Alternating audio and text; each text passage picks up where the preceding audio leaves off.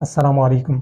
ये सदियों पुराना तरीका वारदात चला आ रहा है कि जब भी अहले हक गालिब आते हुए अहले बातिल को नजर आते हैं तो अपनी वाज़ेह शिकस्त को देखते हुए वो तीन ऑफर्स अहले हक के सामने रखते हैं।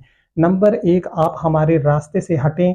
आप इक़्तिदार का जो हिस्सा चाहते हैं हम आपको वो देने के लिए तैयार हैं। नंबर दो, हमारे रास्ते से हटने के लिए हम आपको आपकी मर्जी के मुताबिक दौलत के अंबार लगा देने को तैयार हैं। नंबर तीन, हमारे रास्ते से हटने के लिए हम आपको हसीन और जमील लड़कियां पेश करने के लिए तैयार हैं।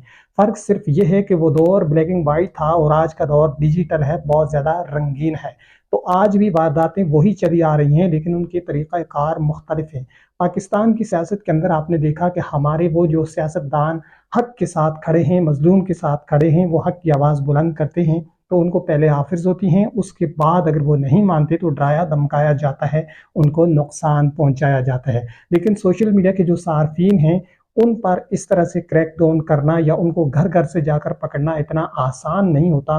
तो उनके लिए फार्मूला नंबर 3 का इंतखाब डिजिटल तरीके से किया जाता है। माजी में जिस तरह से हसीन लड़कियों की पेशकश की जाती थी तो आज के दौर में डिजिटल तरीका से वारदात डालते हुए किसी न किसी मशहूर शख्सियत की बरहाना वीडियो वायरल की जाती है। उसके बाद जो हमारे सोशल मीडिया के मुजाहिदीन होते हैं वो अपने असल मिशन से हटकर इनकी साजिश में आ जाते हैं और एक दूसरे से लिंक मांगकर अपने असल मुद्दे से हट जाते हैं और वक्त बर्बाद करते हैं। सोशल मीडिया सारिफीन और बिलखसूस पाकिस्तान तहरीक इंसाफ के वो वर्कर्स जो कि इमरान खान के नज़रिए के साथ हैं, जो कि हकीकी आज़ादी के लिए कोशां हैं, उनको इन चीज़ों के पीछे बिल्कुल भी पढ़कर अपना वक्त बर्बाद करने की ज़रूरत नहीं है।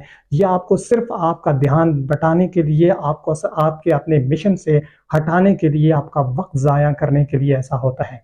जब भी कोई ऐसा मामला होता है जिसमें कुछ गड़बड़ ये करते हैं तो उस वक्त कोई ना कोई मार्केट में वीडियो फेंक दी जाती है ताकि असल टॉपिक से लोगों की तवज्जो हटाई जाए। तो वक्त का ये तकाजा है कि इस तरह की बेहुदा हरकत के बजाय आप संजीदगी का मुजाहरा करें और आप अपने असल मिशन पर डटे रहें।